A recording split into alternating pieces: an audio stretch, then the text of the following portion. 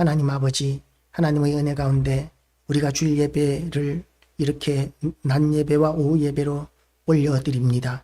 하나님 앞에 예배 드리는 것이 참으로 우리가 신령과 진정으로 드릴 때에 하나님을 깊이 만나고 하나님과 동행하고 하나님과의 인격적인 교제를 나눌 수 있는 귀한 시간인 줄로 믿사오니 하나님 아버지, 우리가 이 예배를 더 무겁게 여기게 하여 주시고 더 귀하게 여기게 하여 주시고 더 사모하게 하여 주시옵시고, 그래서 의무감에서 예배 드리는 것이 아니라 이 예배를 통하여 하나님의 은혜를 제대로 누릴 수 있는, 하나님의 은혜를 기대하는 예배의 시간 되게 하여 주시고 준비된 마음으로 예배의 자리에 나오게 하여 주시기를 원합니다.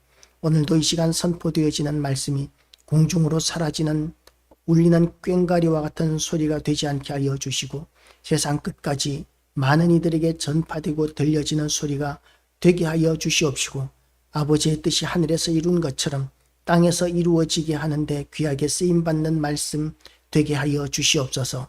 종의 입술을 오늘도 하나님의 성령의 숯불로 태우셔서 온전한 하나님의 말씀 선포하게 하여 주시옵시고, 말씀을 전하는 자나 듣는 자나 다 같이 말씀 앞에 은혜 받고 말씀대로 변화되어지고 말씀대로 능력도 덧입고 말씀대로 영광스럽고 존귀해지게 하여 주시옵소서. 감사드리오며 예수 그리스도 이름으로 기도드리옵나이다. 아멘. 오늘도 하나님의 은혜 가운데 은혜가 우리 모두에게 가득하시기를 주님의 이름으로 축복합니다. 이제 데살로니가 교회에 대한 권면이 이제 거의 마지막을 향해서 달리고 있습니다. 데살로니가 교회는 지난번에도 이야기했었지만 바울이 3주밖에 머물지 못했던 그런 교회입니다. 그곳에서 핍박을 당하고 죽을 뻔하다가 이제 아덴으로 갔었던 것이죠. 그렇게 바울이 이렇게 선교 여행을 다니면서 바울이 충성을 다하고 헌신을 다했음에도 불구하고 준비되어 있지 않은 고난과 시련이 있는 여정들이 굉장히 많았습니다. 하나님께서 아브라함을 갈대아 우르에서 부르실 때에 하나님께서는 내가 내게 지시할 땅으로 가라고 말씀하셨는데, 그 땅은 이제 하나님께서 그 땅을 아브라함과 그 자손들에게 주겠다고 약속하셨습니다. 그 약속의 말씀을 붙들고 아브라함이 가나안 땅까지 갔을 때 그 가나안 땅에는 가나안 민족들이 살고 있었습니다. 그래서 그 땅을 아브라함은 한 평도 차지하지 못했었죠. 다만 돈 주고 이제 사라의 무덤자리를 좀 사고 그 주변의 밭을 좀 샀을 뿐이고, 가나안 땅 전체에 비하면 그 땅은 그야말로 아주 작은 땅에 불과하고 묘지라고 이야기할 수 있습니다. 우리나라에도 외국인 선교사 묘지가 있습니다. 외국인 선교사 묘지에 보면 그곳에는 이제 우리나라에 나는 웨스트민스터 사원에 묻히는 것보다 조선에 묻히고 싶다라고 이렇게 이야기한 선교사도 있고, 그렇게 이름 없이 빚도 없이 지극히 가난한 그런 나라, 그야말로 지저분하기 짝이 없고 미개하기 짝이 없던 그 조선이라는 나라에 와서 복음을 선포하다가 목숨까지 바친 그 선교사들의 묘지를 돌아보면 우리는 다 감동을 받습니다. 그들이 이곳에 온 이유는 하나님의 약속의 말씀 붙들고 사명 감당하기 위해서 왔던 것이죠. 그런데 사명 감당하는 가운데서 하나님께서 함께 하시면 그러면 풍성한 열매들을 속히 보게 되고, 그리고 부흥하는 것을 보고 변화되어지는 것을 직접 보게 되면 참으로 좋겠는데, 그런데 많은 선교사들이 이 땅에 와서 생명은 바쳤지만 교회의 부흥, 이 땅의 부흥은 보지 못하고 씨만 뿌리고 갔었습니다. 그리고 그 씨가 이제 싹을 내고 줄기를 내고 가지를 내고 자라나서 열매를 맺혀서 지금의 한국 교회가 되었습니다. 그리고 이 구미의 교회들과 마찬가지로 교회가 흥망성쇠를 겪고 있는데, 그 흥망성쇠 가운데 많은 이들이 지금 한국 교회의 상황을 쇠의 위치에, 그렇게 쇠락해가는 위치에 있는 것으로 그렇게 판단합니다. 실질적으로 우리가 그렇게 교회의 현실을 돌아다 보면 많은 교회들이 합병하고 그리고 약해지고 무너지고 문을 닫고 있는 그런 현실들을 볼 때에 그야말로 쇠약해져가는 한국 교회에 우리 모두가 다 마음이 아픕니다. 그런데 그렇게 쇠약해져가는 가운데 있을지라도 그래도 지금 초대교회 데살로니가 시대의 이런 교회의 시대에 비하면 우리가 얼마나 영광스럽고 얼마나 믿기 좋은 얼마나 좋은 형편에서 교회를 이렇게 지키고 있는지 모릅니다. 우리에게 이렇게 좋은 형편을 주신 하나님께 우리가 찬양과 경배와 영광을 돌려드리고 그리고 또한 우리의 모든 좋은 형편을 사용해서 우리는 사명을 감당해야 할 것입니다. 이 데살로니가 전서 마지막 부분에서 바울은 형제 사랑에 대한 이야기를 했었습니다.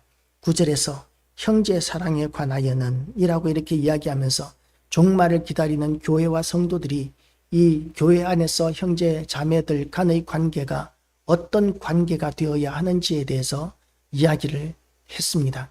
그런데 바울은 데살로니가 교회에 대해서는 굳이 할 말이 없었다고 이야기합니다. 왜냐하면 너희 자신이 하나님의 가르치심을 받아 서로 사랑함이라. 교회는 서로 사랑하는 곳이어야 한다고 그렇게 어제 본문 말씀에서는 우리에게 선포하고 있습니다.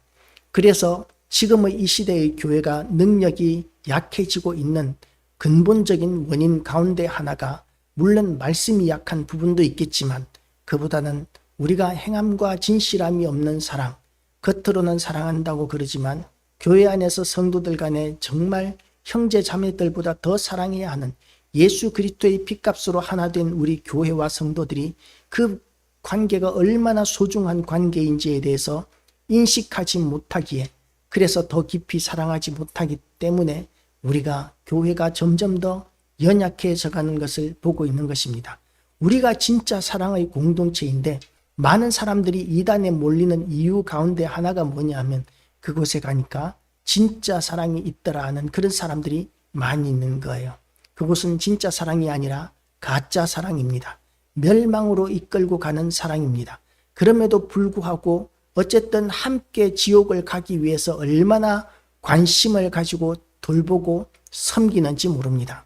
우리는 함께 구원을 받고 천국을 가기 위해서 관심을 가지고 더욱더 깊이 사랑하고 서로 섬기는 그런 모습들이 교회 안에 충만해야 하는데 지옥 데리고 가기 위해서 그렇게 섬기고 돌보는 그 이단들의 교회들보다도 교회가 더욱더 관심과 사랑과 섬김이 약한 부분들이 많이 있는 것이죠. 회복되어야 합니다. 이단들보다 우리가 더욱더 성도들 간에 사랑하고 섬기는 모습들이 우리 가운데 충만해져 있어야 합니다. 그렇게 교회는 서로 사랑하고 섬기는 부분에 대해서 이야기하고 그 다음 이제 데살로니가 교회 성도들이 가지고 있는 그런 죽음에 대한 문제입니다. 데살로니가 성도들은 예수 그리스도께서 우리에게 영생을 주러 오셨다는 것을 믿습니다. 영생을 주러 오셨기 때문에 성도들은 죽지 않아야 한다라고 생각하는 것이 그것이 상식적인 논리가 되겠죠. 그런데 예수 그리스도께서 이 땅에 오셨고 예수 믿었는데도 불구하고 교회 안에서 늙어서 죽는 사람이 있고 병들어서 죽는 사람이 있고 사고로 죽는 사람이 있고 순교당하는 사람도 있고 그렇게 교회 안에서 핍박으로 인해서 어려움을 겪고 있는 그 성도들도 너무나 많이 있고 그러니까 이제 먼저 죽은 사람들은 그럼 열심히 지금까지 믿고 헌신했던 거 헛수고 아니냐. 그 사람들은 이제 우리가 언제 볼까? 이제 볼 수는 있을까? 천국에 가도 그 사람들은 없겠지 하는 그런 두려움과 걱정들이 데살로니가 교회 가운데 있었던 것이죠. 거기에 대해서 이제 바울은 자는 자들에 관하여 설명합니다. 형제들아 자는 자들에 관하여는 너희가 알지 못함을 우리가 원하지 아니하노니 이는 소망 없는 다른 이와 같이 슬퍼하지 않게 하려 함이라. 우리는 죽은 자들에게 대해서 어떤 태도를 가져야 합니까? 우리는 죽은 자들에게 대해서 슬퍼할 필요가 없습니다. 왜냐하면 그들은 영생에 들어가 있는 존재들입니다. 물론 우리도 영생을 얻었습니다. 그렇지만 육신의 죽음으로 말미암아 영생이 끝이 나는 것이 아닙니다. 우리는 하나님과의 깊은 그런 관계를 가지고 교제를 가지고 누리는 성도들이기 때문에 우리는 영원토록 하나님과 동행합니다. 그래서 영생하도록 우리는 택함을 받았습니다. 예수 그리스도께서 죽으셨다가 다시 살아나심을 믿을진대 이와 같이 예수 안에서 사는 자들도 하나님이 그와 함께 데리고 오시리라. 죽었던 사람이라도 예수 그리스도께서 죽었다가 살아나신 것과 같이 우리 모두 다 그렇게 죽었을지라도 다시 살아나게 되고, 물론 지금도 살아 있습니다. 우리의 영은 살아 있는데, 그런데 우리의 육신마저도 함께 살아나서 예수 그리스도께서 재림하실 때에 우리가 함께 재림된 모습으로 맞이하게 될 것이라고 이렇게 말씀하고 있는 것입니다. 그리고 또한 그 재림으로 말미암은 부활, 그 부활은 순서가 어떻게 되느냐 하면, 우리가 주의 말씀으로 너에게 이것을 말하노니 15절입니다. 주께서 강림하실 때까지 우리 살아남아 있는 자도 자는 자보다 결코 앞서지 못하리라. 우리 살아남아 있는 자들보다도 먼저 죽은 자들이 먼저 일어나게 될 것이라고 이야기합니다. 물론 그 차이는 그렇게 길지 않을 것입니다. 살아남은 자들도 예수 그리스도로 말미암아 승천하게 될 것이고 영광스러운 몸으로 거듭나게 될 것입니다. 죽었던 자들이 그렇지만 우리보다도 훨씬 더 살아남아 있는 자들보다도 먼저 이렇게 부활하게 될 것입니다. 그리고 지극히 영광스러운 모습으로 일어나게 될 것입니다. 주께서 호령과 천사장의 소리와 하나님의 나팔 소리로 친히 하늘로부터 강림하시리니 그리스도 안에서 죽은 자들이 먼저 일어나고 그 후에 우리 살아남은 자들도 그들과 함께 구름 속으로 끌어올려 공중에서 주를 영접하게 하시리니 그리하여 우리가 항상 주와 함께 있으리라. 그러므로 이러한 말로 서로 위로하라. 우리는 이렇게 다 부활하게 될 것이고 예수님께서 오시면 다 만나게 될 것이기 때문에 먼저 간 자들에게 대하여 우리가 슬퍼할 필요가 없다고 이렇게 서로 가르치고 권면하라고 이렇게 이야기하고 있습니다. 우리는 이렇게 영생을 얻은 사람들입니다. 예수 그리스도께서 이 땅에 오시고 예수 그리스도의 십자가 죽으심과 부활하심이 우리의 죄 때문이라는 것을 믿고, 그리고 예수 그리스도의 십자가 죽으심과 부활하심으로 말미암아 우리가 구속고 죄사함을 받고 구원받았다는 사실을 우리가 믿기만 하면, 그러면 누구든지 하나님의 은혜 가운데서 우리는 의인으로 인정함을 받고 하나님의 자녀가 되는 영광을 얻게 되었습니다. 그리고 또한 우리는 영생을 누리게 되어 있습니다. 지금도 영생을 누리고 있고, 그리고 우리의 이 땅에서 우리 육신의 숨이 멎는다 할지라도 그것으로 끝나는 것이 아니라 우리는 지극히 영광스러운 하나님 나라에서의 삶이 영원토록 열리게 되어 있습니다. 그리고 이 데살로니가 교회 성도들에게 또 한 가지 의문이 있었는데, 그게 뭐냐 하면, 그럼 그게 언제냐 하는 것입니다. 우리는 항상 기다리는 것을 힘들어 합니다.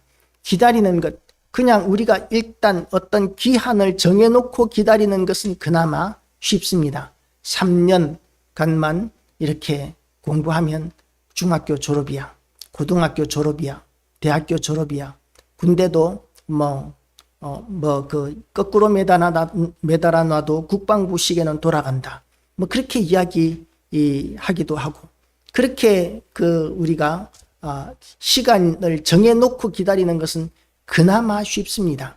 아무리 힘들면 힘들수록 좀 더 그 시간이 지겹게 느껴질 수는 있지만, 어쨌든 지나가고 그것이 곧 언제쯤 되면 내가 기다리던 그 시간이 다가올 것이라는 그런 것을 알고 기다릴 때는 쉽습니다. 그런데 예수님께서 우리에게 말씀하시는 것은 언제인지는 모르고 언제인지 알려고 하지 말고 기다리라고 말씀하고 계시는 것이죠. 이건 정말 어렵고 힘든 일입니다. 우리가 기약 없이 기다린다는 것이 얼마나 힘든지 모릅니다. 언제 10년을 기다릴지 20년을 기다릴지 모르고 한 시간을 기다린다면 그 한 시간을 기다리는 것이 얼마나 힘들겠습니까? 그런데 우리가 10년만 기다리면 집이 생겨, 우리가 20년만 고생하면 우리 아이가 어떻게 돼, 이렇게 어떤 기한이 딱 정해져 있으면 그거 기다리는 것은 그나마 우리가 오래 기다려도 견딜만 합니다.